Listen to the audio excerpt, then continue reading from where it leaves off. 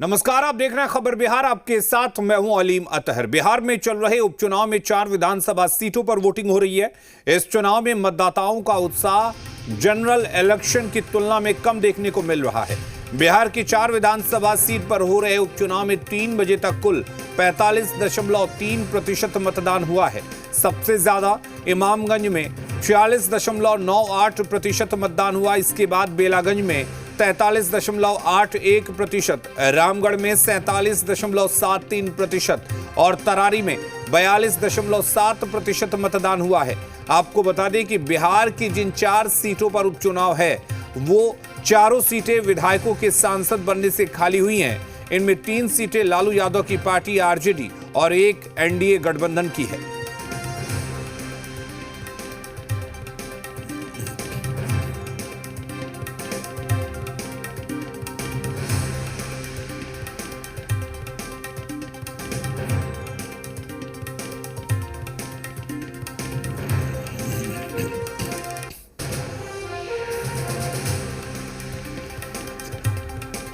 बेलागंज में 43.81% मतदान हुआ है। तो बिहार में 4 सीटों पर उपचुनाव हुए हैं और इमामगंज में 46.98%। ये आंकड़े हम 3 बजे तक की दिखा रहे हैं। रामगढ़ में 47.73% मतदान हुआ है और कुल मिलाकर 3 बजे तक जो वोटिंग हुई है वो 45.3% हुई है।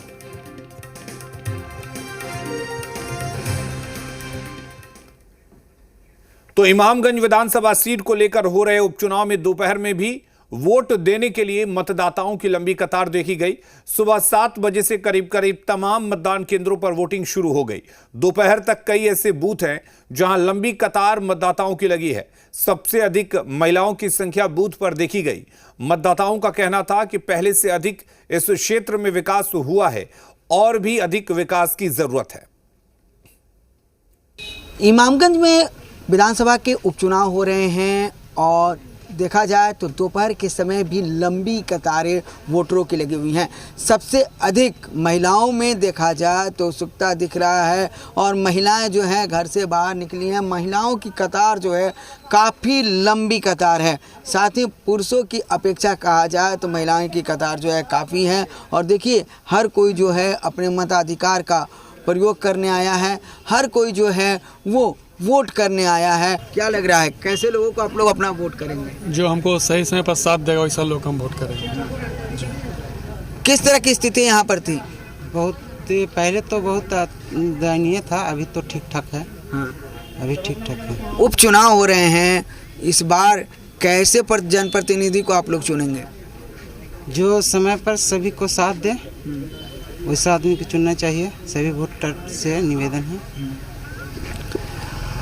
तो उपचुनाव में किस तरह के जनप्रतिनिधि को आप लोग अपना मत देंगे? जनप्रतिनिधि वैसा होना चाहिए जो आम जनता के हित के कार्य के लिए तत्पर रहे। तो इमामगंज का विकास कितना हुआ है?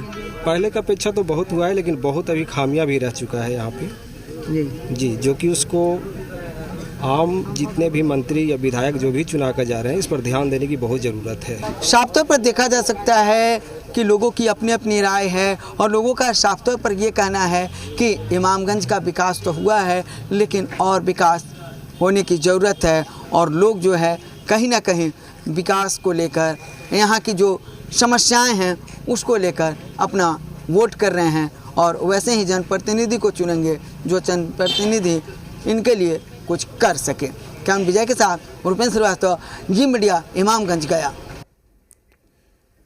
कैमूर जिले के रामगढ़ विधानसभा सीट से आरजेडी प्रत्याशी अजीत सिंह ने जीत का दावा किया। जी मीडिया से बातचीत करते हुए अजीत सिंह ने कहा कि हमारी लड़ाई जन समस्याओं से है। जिस क्षेत्र में हम आगे बढ़े हैं उसमें और आगे बढ़ने की जरूरत है। चुनाव जीतने के बाद भ्रष्टाचार पर लगाम लगाऊंगा। अभी राजद प्रत्याशी रामगढ़ से उपचुनाव में अजीत सिंह जी मतदान करके आ रहे हैं। इनसे जानने की कोशिश करेंगे कि अभी मतदान आप करके आए हैं और रामगढ़ क्षेत्र में जो विधानसभा में क्या क्या कमियां हैं उसको कैसे दूर करिएगा और लोगों से आपकी क्या अपील होगी। अभी आप मतदान करके आ रहे हैं, आपकी लड़ाई पहले किससे है? जन समस्याओं से है। किसी पार्टी चुनावी लड़ाई अगर है तो सभी पार्टियों से है, सभी कम्पीट कर रहे हैं एक दूसरे से। प्राथमिकता क्या है आपके क्षेत्र में और क्या क्या कमियां हैं? नहीं, कमियां से ज्यादा हम उसको कहते हैं कि आवश्यकताएं क्या क्या है ना। तो आवश्यकताएं हैं जो जिन चीजों में हम आगे बढ़े हैं, तो समसामयिक रूप से उसमें और आगे बढ़ने की जरूरत है, जो भी आयाम हो। लेकिन अगर सबसे जो महत्वपूर्ण जो आवश्यकता जो हमको लगता है आज के दिन में, और जो मैंने अनुभव किया कि हम शैक्षणिक क्षेत्र में तेजी से प्रगति करने की हमको जरूरत है। बिहार जो है 2047 तक विकसित राष्ट्र के साथ विकसित बिहार हो, विकसित बिहार के साथ विकसित रामगढ़ हो, तो इसकी कल्पना को हम साकार नहीं कर सकते बगैर शैक्षणिक प्रगति। अगर हमारे पास धन हो तो हम कैनाल सिस्टम 2 साल में बना लें, 1 साल में बना लें, सड़क बना लें, लेकिन कितना भी हमारे पास धन हो तो हम शिक्षा के क्षेत्र में 1 साल 2 साल में कुछ नहीं कर सकते।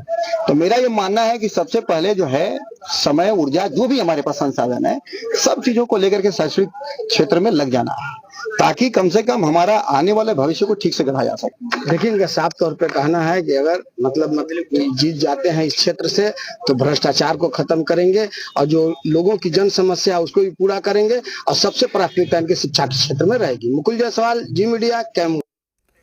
और इमामगंज विधानसभा क्षेत्र से हिंदुस्तानी अवाम मोर्चा की तरफ से दीपा मांझी चुनावी मैदान में है। बिहार सरकार के मंत्री संतोष कुमार सुमन अपनी पत्नी दीपा मांझी को जिताने के लिए कैंप किए हुए हैं। और इस बीच मंत्री संतोष कुमार सुमन ने कहा कि जन स्वराज के सूत्रधार प्रशांत किशोर और आरजेडी नेता तेजस्वी यादव पर कटाक्ष करते हुए कहा कि 23 नवंबर को बड़बोले नेताओं को अपनी औकात का पता चल जाएगा। उन्होंने दावा किया कि बिहार की चारों सीटों पर एनडीए प्रत्याशी जीत रहे हैं।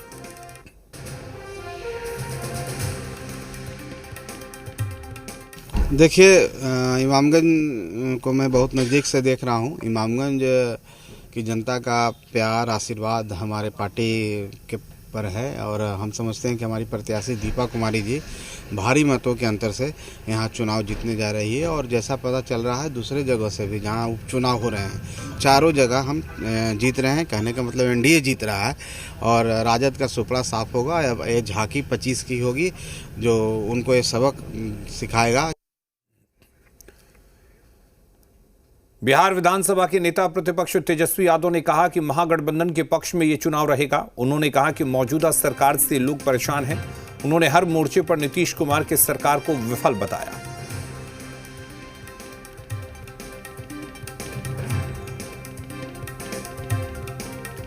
चुनाव है और चुनाव हमको लगता है कि महागठबंधन के पक्ष में रहेगा और सब लोग जो है मौजूदा सरकार से परेशान है। जिस तरीके से अपराध बढ़ रहा है, भ्रष्टाचार बढ़ रहा है, बिजली के बिल से लोग परेशान हैं, मीटर से परेशान है, सर्वे जो हो रहा लैंड का उससे परेशान है। सरकार नाम की कोई चीज़ बिहार में है ही नहीं। जिस हिसाब से बिहार के साथ पक्षपात किया गया, विशेष राज्य का दर्जा तो नीतीश जी भूल ही गए। भाजपा तो दे ही नहीं रही है, ना विशेष पैकेज मिल रहा है।